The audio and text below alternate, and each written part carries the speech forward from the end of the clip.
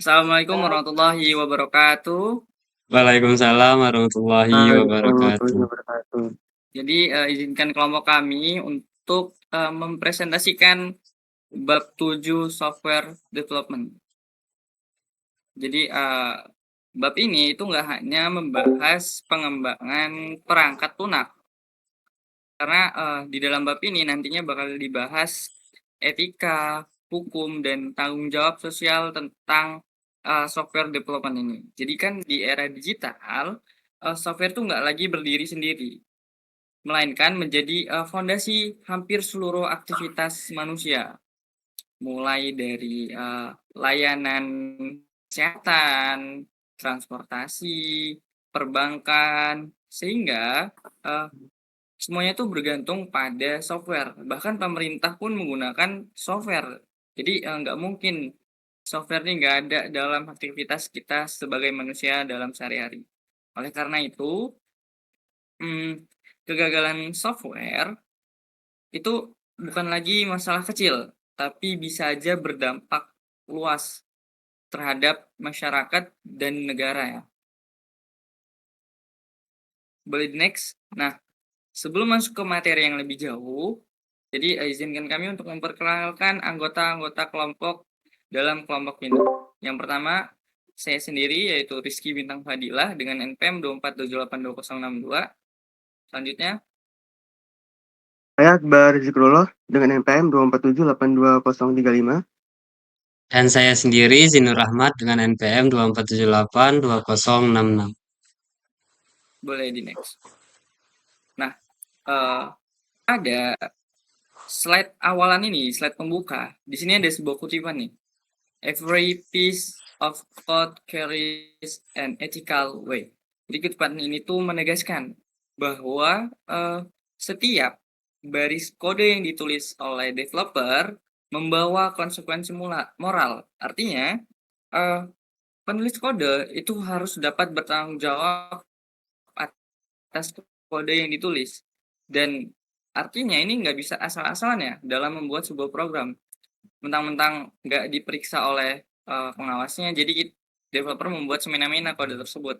Sehingga ketika diimplementasikan pada suatu kegiatan, project yang dibuat oleh developer dengan kode yang asal-asalan tersebut bisa menimbulkan kegagalan software yang bisa berdampak pada negara hingga masyarakat, bahkan pada dunia digital ya. Jadi sebagai developer kita tuh harus bertanggung jawab kepada perusahaan, kepada publik, dan juga kepada pengguna yang memakai program kita tersebut. Jadi nggak bisa semena-mena dalam membuat sebuah kode. Boleh di next?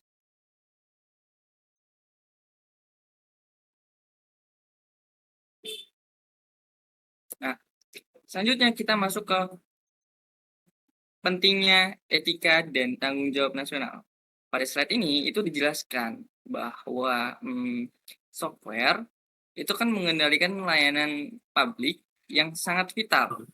Oleh karena itu, developer tuh wajib memastikan keamanan, stabilitas, dan keandalan sistem, dan pokoknya harus dirawat lah sistem tersebut sehingga nantinya tidak menimbulkan kegagalan pada softwarenya.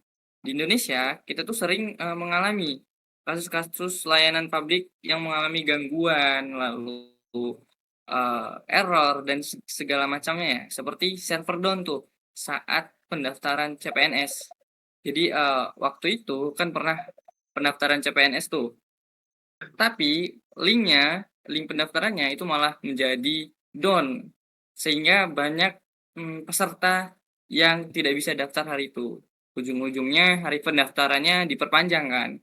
Apalagi kalau pas CPNS kan biasanya disuruh untuk tanda tangan memakai e-materai. Nah, situs e-materai juga tuh bisa berdampak sehingga servernya down dan banyak orang yang tidak bisa membeli e-materai pada web-web atau aplikasi-aplikasi yang menyediakan layanan tersebut. Nggak hanya pada CPNS sebenarnya, saat PPDB, saat penerimaan mahasiswa baru, itu kadang-kadang situs kampus atau situs sekolahnya itu bisa ngedown. Karena ya itu tadi, banyak orang yang login ke webnya dan kualitas software dan hardware yang kurang memadai sehingga masalah-masalah tersebut bisa aja terjadi. Terus pada layanan pajak, pajak online ya tentunya, itu sering juga tuh error. Apalagi aplikasi yang sempat booming waktu itu yaitu Cortex, aplikasi pajak, itu kan sempat error juga tuh. Masalah ini itu seringkali disebabkan oleh kurangnya pengujian dan perencanaan yang matang. Sehingga pada rencana yang matang seharusnya kita bisa mengira-ngira dampak yang terjadi apabila aplikasi ini dimasuki user lebih dari 1.000 gimana, dampaknya gimana, penanggulannya gimana, solusinya gimana, sehingga itu bisa dimatangkan di perencanaan yang terlebih dahulu, harusnya begitu. Jadi tujuan pada bab 7 kurang lebih yang pertama itu ada memahami hubungan antara etika dan kualitas software. Lalu yang kedua itu menyadari bahwa kualitas software merupakan bentuk tanggung jawab moral developer. Lalu yang ketiga, melihat relevansi topik ini dengan kondisi Indonesia yang masih menghadapi tantangan besar nih dalam keamanan data dan stabilitas sistem digital. Kurang lebih seperti itu. Slide selanjutnya akan dijelaskan oleh teman saya. Baik, di sini saya akan menjelaskan slide Importance of Software Quality. Pada slide ini kan menjelaskan kualitas software mencakup beberapa aspek utama yaitu reliability, security, maintainability, usability, dan portability. Nah, reliability berarti sistem dapat berjalan secara konsisten tanpa sering mengalami error. Security berkaitan dengan pelindungan data pengguna dari akses ilegal. Maintainability memastikan software mudah diperbaiki dan dikembangkan di masa depan. Usability berfokus pada kemudahan pengguna, sedangkan portability memungkinkan software berjalan di berbagai platform. Di sini ada kegagalan dalam salah satu aspek dapat menimbulkan dampak besar. Contoh globalnya itu seperti kasus Terak Min25, di mana bug software menyebabkan overdosis, radiasi, dan kematian pasien. Contoh lain itu ada juga kasusnya itu naik capital crash yang menyebabkan kerugian finansial sangat besar hanya dalam hitungan menit. Nah, di Indonesia kasus aplikasi seperti Peduli Lindungi dan gangguan sistem seperti My Pertamina bahwa kualitas software harus dipastikan sebelum sistem digunakan oleh masyarakat.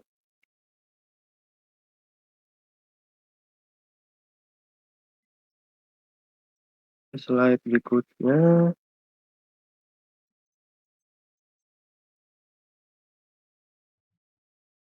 software product reliability. Di slide ini, software product reliability adalah konsep pertanggungjawaban hukum terhadap kerugian yang disebabkan oleh software. Dalam hukum, software dipandang sebagai produk yang memiliki potensi risiko. Di sini terdapat 4 dasar hukum produk liability, yaitu strict liability, negligence of warranty, dan misrepresentation, yang artinya itu meskipun developer tidak memiliki niat jahat, mereka tetap dapat dimintai pertanggungjawaban jika software yang dibuat menimbulkan kerugian. Nah, di Indonesia aspek ini tuh diatur dalam Undang-Undang ITE pasal 30 sampai 33 serta diperkuat oleh Undang-Undang Perlindungan Data Pribadi atau UU PDP pasal 39 sampai 46. Contoh kasusnya tuh kasus kebocoran data iktp dari Tokopedia dan Dapodik menjadi bukti nyata pentingnya tanggung jawab hukum dalam pengembangan software. Slide berikutnya, SDLC, dan metodologi dan quality asuransi. Berisi tahapan software development lifecycle SDLC, perbandingan waterfall agile dan DevOps, QA sebagai bentuk tanggung jawab moral dan profesional adalah contoh kasus di Indonesia, praktik QA di perusahaan BUMN dan startup digital, sertifikasi IOC EC 27001. Pada saat ini tuh software dikembangkan melalui tahapan software development lifecycle SDLC, mulai dari perencanaan, analisis kebutuhan, desain, implementasi, pengujian, hingga pemeliharaan. Nah, metodologi waterfall cocok untuk kebutuhan yang stabil dan diisi dengan jelas. Agile lebih fleksibel dan adaptif terhadap perubahan. Sedangkan DevOps menekankan kolaborasi berkelanjutan antara tim pengembang dan tim operasional. Quality asuransi merupakan bentuk tanggung jawab moral dan profesional developer. QA memastikan software telah diuji secara menyeluruh sebelum digunakan oleh publik. Nah, di Indonesia praktik QA diperkuat dengan penerapan standar ISO atau IEC 27001, khususnya di perusahaan BUMN dan startup digital. Oke, slide berikutnya. Capability Maturity Model Integration atau CMMI.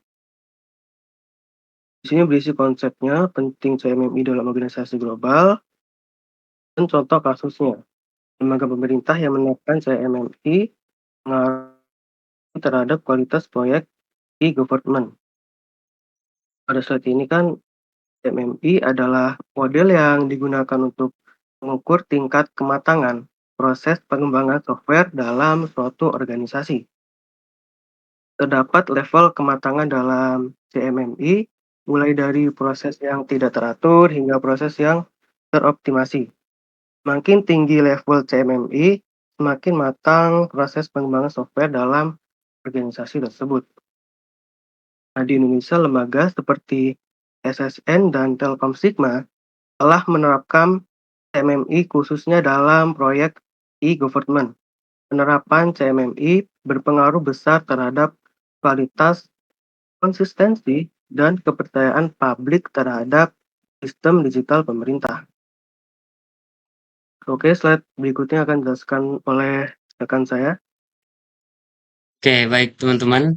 Nah, di sini saya akan menjelaskan mengenai safety critical system. Nah, pada bagian ini ada beberapa yang akan saya jelaskan, yaitu yang pertama itu ada pengertian dari sistem kritis keselamatan atau safety critical system. Kemudian di sini ada contoh global. Nah, contohnya itu ada beberapa. Yang pertama yaitu ada NASA Mars Climate Orbit. Kemudian ada sistem medis track 25. Kemudian juga di sini kami memiliki konteks yang terjadi di Indonesia sendiri, teman-teman. Yang pertama yaitu ada sistem lalu lintas dan transportasi atau ATCS SIM online. Kemudian di sini ada sistem peringatan dini bencana atau BMKG dan INATEUS. Kemudian ada tantangan atau merupakan bug kecil dapat berdampak besar pada keselamatan publik. Dan sebelumnya teman-teman, apa sih itu safety critical system itu teman-teman? Nah, jadi safety critical system itu sendiri teman-teman itu merupakan sebuah sistem yang kegagalannya itu dapat menyebabkan pengancaman mengenai keselamatan kita teman-teman, yaitu keselamatan manusia. Nah, contohnya itu teman-teman ada yaitu sistem lalu lintas dan transportasi seperti ATCS. Kemudian dan ada SIM online serta sistem peringatan dini bencana seperti BMKG dan INATEUS, teman-teman. Jadi, teman-teman, dalam sistem yang seperti ini, bug kecil sekalipun, teman-teman, atau error sesederhana apapun itu dapat berdampak besar teman-teman bagi sistemnya ya. Dikarenakan seperti contoh globalnya sendiri teman-teman di sini ada kegagalan yaitu pada bagian NASA Mars Climate Orbit dan kasus Track 25. Jadi daripada itu teman-teman, sistem kritis keselamatan itu harus diuji dengan standar yang cukup ketat gitu teman-teman, cukup aman supaya sesuatu yang hal seperti bug-bug kecil atau error-error kecil maupun besar itu tidak terjadi teman-teman. Karena kan ya ketika suatu sistem yang kita sedang gunakan itu mengalami suatu bug atau error teman-teman itu dapat merusak atau mengancam gitu teman-teman mengenai keselamatan kita sendiri. Lanjut, next.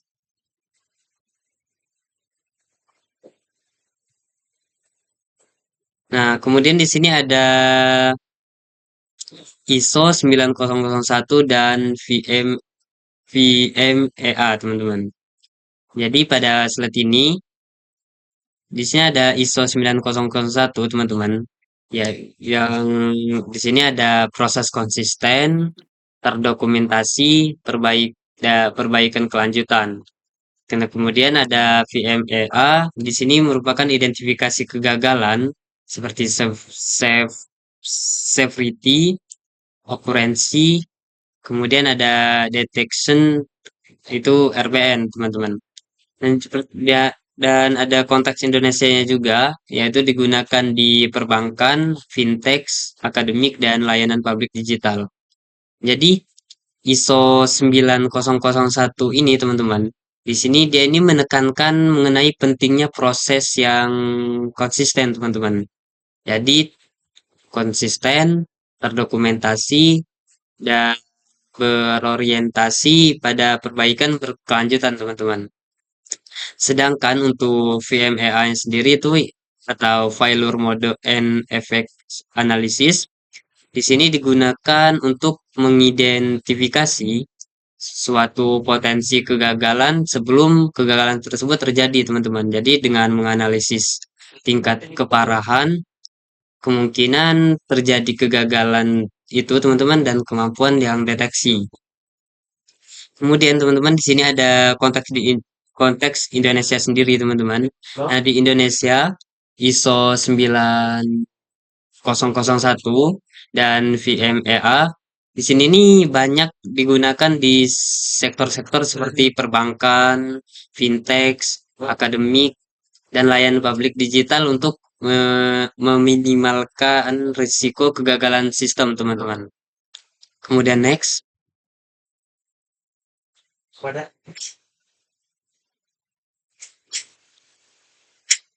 Nah, kemudian di sini ada selanjutnya teman-teman, di sini ada ethical responsibility of software developers. Nah, di sini ada beberapa poin yang akan dibahas teman-teman. Yang pertama yaitu prinsip kehati-hatian, kejujuran dan transparansi. Yang kedua yaitu menyembunyikan bug atau pelanggaran etis. Kemudian ada developer bertanggung jawab moral atas dampak software. Kemudian ada konteks Indonesianya juga, yaitu proyek pemerintah membutuhkan integritas tinggi.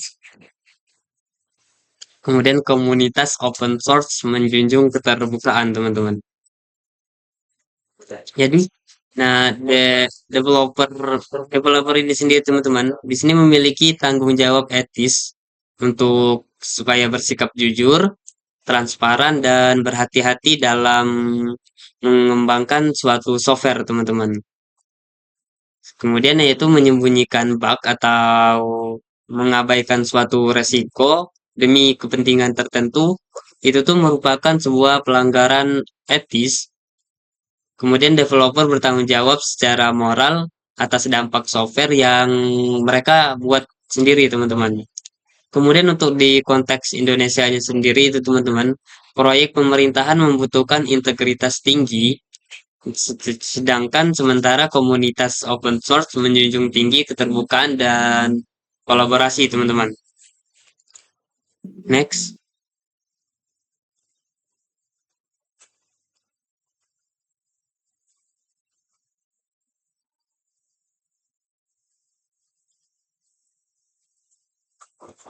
Next. Nah, kemudian di sini ada ringkasan dari bab 7 ini, teman-teman. Bab yang kami bahas ini. Jadi ringkasannya itu sebagai suatu kesimpulan, teman-teman. Bahwasanya kualitas software itu merupakan kombinasi antara aspek teknis dan etis. Jadi developer itu wajib menjaga keamanan, reliabilitas, privasi, dan keselamatan pengguna. Dan proses pendukung seperti SDLC, QA, CMMI, ISO 9001, dan VMEA tadi, teman-teman, itu membantu memastikan bahwasanya kualitas tersebut. Namun yang paling penting di sini yaitu etika harus diterapkan sepanjang seluruh tahapan pengembangan software, teman-teman. Next.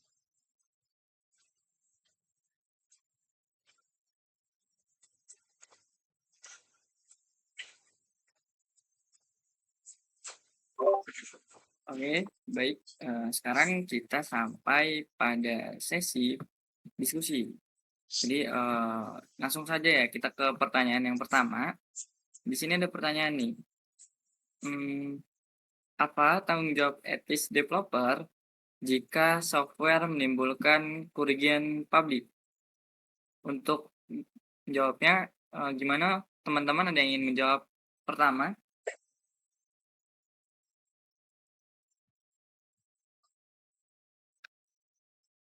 Ada yang ingin menjawab duluan?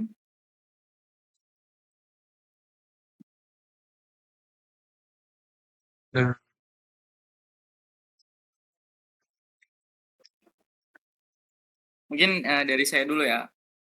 Di sini kan apa tanggung jawab etis developer jika software menimbulkan kerugian publik?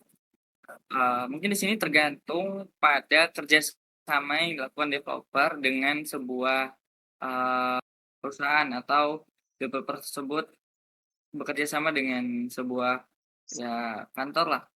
Jadi kan tugas developer itu kan hanya membuat kode ya. Jadi kerugian publiknya dulu nih. Kita ngeliat kerugian publiknya. Kalau kerugian publiknya disebabkan oleh human error, yang disebabkan oleh user itu sendiri, bukan dari developernya ya. Jadi developernya nggak wajib tanggung jawab etis. Karena itu kan disebabkan oleh human error ya, dari user yang menggunakan aplikasi tersebut. Kecuali developer dalam aplikasi atau web yang dibuat oleh developer ini menimbulkan celah gitu, yang membuat kerugian bagi yang memakai hal tersebut, sehingga itu bisa menjadi salah satu tanggung jawab etis developer tuh. Soalnya ini kan bug ya, contohnya kayak bug, terus bug tersebut merugikan kerugian pada pemainnya, atau sejenis error yang merugikan kerugian pemainnya gitu. Bukan dari human error dari usernya, tapi dari developernya nih ya. Nah, itu merupakan tanggung jawab etis developernya. Itu developernya emang harus bertanggung jawab, karena ya itu tadi, karena bukan dari human error yang dilakukan oleh si user, tapi ini bagian dari kerjanya developer. Selain membuat, developer harus bertanggung jawab atas hal yang dibuatnya tersebut. Kurang lebih seperti itu kalau dari saya. Kalau dari yang lain, teman-teman?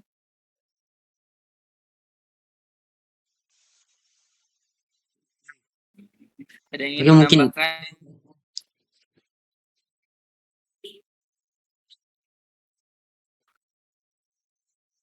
Oke, mungkin ya kalau misalnya dari saya sih ya, kalau secara singkatnya aja sih.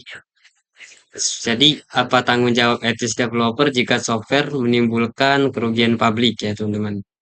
Sebenarnya di sini kalau misalnya kita bilang, misalnya di sini kita mau bilang developer itu bertugasnya itu hanya bertugasnya itu hanya sesuai dengan teknisnya, teman-teman ya.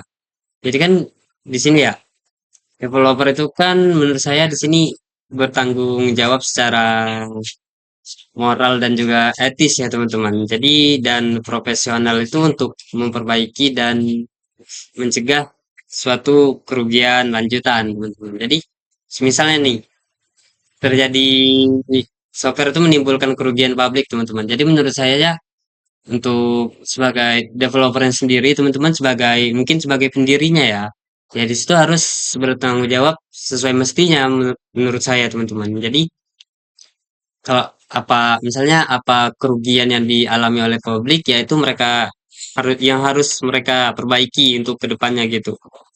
Mungkin cukup sih dari saya. Kalau dari saya sendiri sih, apa developer bertanggung jawab secara moral dan profesional untuk memperbaiki dan mencegah kerugian. Nah, jadi kan tanggung jawab developer itu tidak berhenti ketika software selesai dibuat atau diserahkan ke penggunanya. Nah, dalam etika profesi, developer tetap memiliki kewajiban moral atas dampak yang ditimbulkan oleh software tersebut, apalagi jika software digunakan oleh masyarakat luas. Itu sih, cukup aja sih. Oke, mungkin ada yang ingin menambahkan lagi? Cukup Kalau tidak mungkin ada, ya. kita bakal lanjut pertanyaan berikutnya ya. Mungkin boleh di next. Nah, untuk pertanyaan yang kedua, mengapa dokumentasi QA itu merupakan kewajiban moral? Jadi izin menjelaskan dulu ya. Jadi sini ada QA, QA itu singkatan dari Quality Assurance, yang artinya kualitas asuransinya. Maksudnya kalau kualitas dari project tersebut bermasalah, maka asuransinya yang akan berperan dalam hal tersebut. Gimana nih, mengapa dokumentasi QA merupakan kewajiban moral? Nah, kalau dari saya sendiri ya, karena dokumentasi itu menjamin transparansi, akuntabilitas, dan keselamatan pengguna. Nah, jadi kan quality asuransi ini bukan hanya soal testing, tetapi juga pertanggungjawaban dari dokumentasi QA berfungsi sebagai yang pertama, bukti bahwa sistem itu telah diuji, lalu catatan risiko yang telah, dan dasar pengambilan keputusan jika terjadi masalah di kemudian hari. Nah, maka ini tuh mencerminkan sikap tidak profesional dan tidak etis. Dokumentasi QA bukan sekedar laporan untuk misalnya dosen atau atasan atau auditor, tapi juga untuk alat perlindungan bagi pengguna dan organisasi. Sih, saya. Gimana kalau dari Nur? Oke, mungkin di sini ada sedikit dari saya ya. Jadi mengapa dokumentasi quality itu merupakan suatu kewajiban moral ya? Di sini sih kalau misal dokumentasi quality itu merupakan kewajiban moral di sini menurut saya. Di sini dikarenakan ada beberapa alasan. Yang pertama yaitu di sini ada yang pertama akuntabilitas. Jadi dokumentasi quality itu membantu memastikan bahwasanya proses proses dan hasil kerja itu dapat dipertanggungjawabkan dan dapat diuji kebenarannya, teman-teman, atau validannya gitu. Kemudian transparansi. Jadi dokumentasi quality itu memungkinkan semua pihak itu tuh terkait untuk memahami proses dan hasil kerja. Jadi sehingga dapat meningkatkan kepercayaan dan kredibilitas dari pengguna, teman-teman. Oke, cukup sih dari saya. Oke, kalau untuk saya sendiri, mengapa dokumentasi QA ini merupakan kewajiban moral? Karena tentunya ini tuh penting ya, karena quality assurance kan sangat dibutuhkan apabila hasil yang didapat itu nggak sesuai. Misalnya kita janjiannya udah kualitasnya segini, jadi kita bisa langsung sepakat dan segala macam. Sehingga ketika kualitasnya buruk, ketika kita terima dengan kualitas buruk proyek tersebut, itu sangat penting QA ini kita lakukan, apalagi harus kita dokumentasi. Itu juga sebagai bukti ya dokumentasi QA ini. Jadi kita bukan asal ngeklaim segala macam, ada buktinya, kurang lebih seperti itu. Pertanyaan selanjutnya mungkin boleh di next ya. Apa masih ada yang mau menambahkan? Cukup sih, Oh, cukup. nggak ada ya? Cukup sih. Oke, kita lanjut. Pertanyaan selanjutnya yaitu bagaimana UU PDP mengubah cara software dikembangkan di Indonesia? Ada yang ingin menjawab?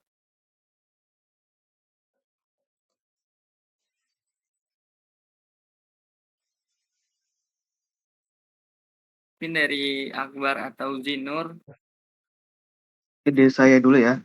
Bagaimana sih boleh. UU PDP ini mengubah cara software dikembangkan di Indonesia? Nah, di sini kan UU PDP ini secara normatif memang membawa perubahan besar dalam regulasi digital di Indonesia. Namun, jika dilihat dari praktik pengembangan software di lapangan, keberadaan UU PDB belum sepenuhnya mengubah cara software dikembangkan. Nah, dalam banyak kasus, pengembangan software masih berorientasi pada fungsi utama sistem. Itu apakah aplikasi dapat berjalan sesuai kebutuhan pengguna, selama software dapat digunakan, memenuhi permintaan klien, dan tidak mengalami gangguan teknis yang signifikan. Maka proses pengembangannya itu sering dianggap sudah selesai, meskipun aspek perlindungan data secara mendalam. Pola berpikir yang penting jalan masih sangat dominan, terutama pada proyek skala kecil, sistem internal organisasi, aplikasi kampus, maupun startup tahap awal. Selain itu, masih terdapat kesenjangan antara aturan hukum dan literasi teknis pada pengembang.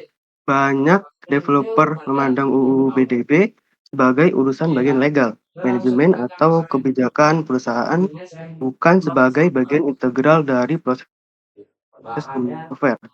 Nah, akibatnya itu alur kerja dari developer sebelum dan sudah UU PDB cenderung tidak banyak berubah,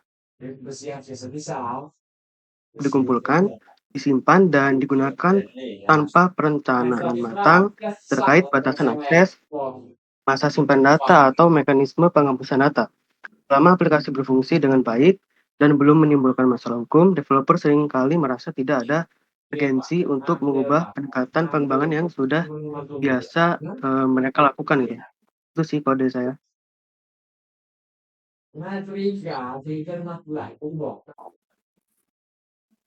Oke. Kalau dari saya sendiri, jadi bagaimana UU PDP mengubah cara software dikembangkan di Indonesia, itu ada beberapa cara ya, kalau yang sehabis saya baca-baca. Jadi UU PDP ini mengubah cara software dikembangkan di Indonesia yang pertama dengan menggunakan prinsip privacy berdasarkan desain. Jadi UU PDP itu mendorong penerapan pendekatan privacy berdasarkan desain dan privacy secara default. Itu berarti perlindungan data dan privacy itu harus dipertimbangkan tuh sejak tahap awal desainnya dan dipertimbangkan di tahap awal desain dan pengembangan perangkat lunak pada tahap awal, bukan di fitur tambahan akhir gitu.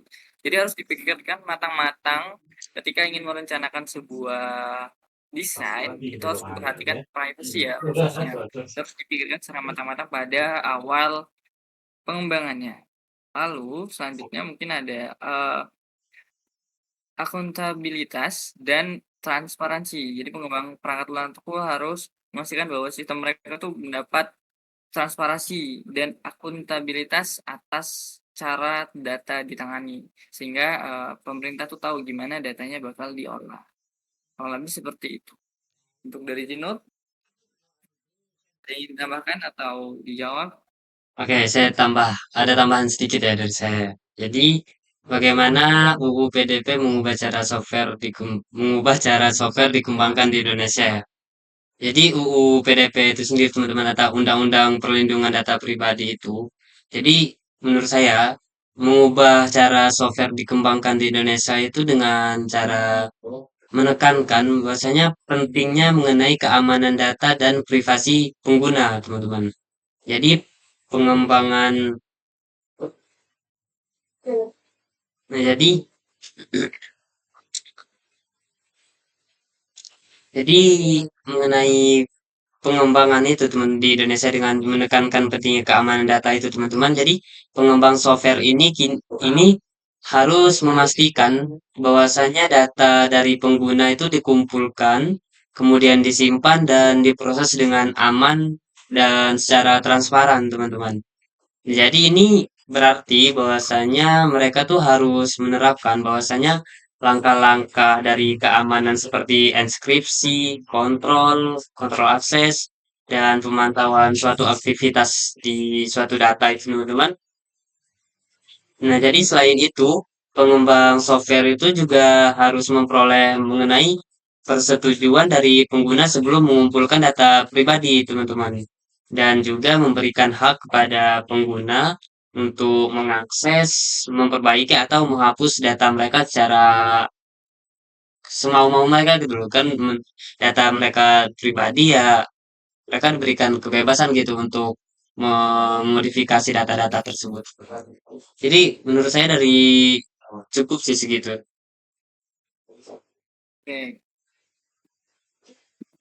mungkin ini sudah sampai sesi terakhir ya. Apakah masih ada slide selanjutnya? Udah nggak ada kan? Nggak ada. Oke, baik. Sepertinya cukup sampai di sini presentasi dari kelompok kami. Kami minta maaf apabila banyak kekurangan dalam pembuatan tugas presentasinya. Sekian dari kami. Assalamualaikum warahmatullahi wabarakatuh.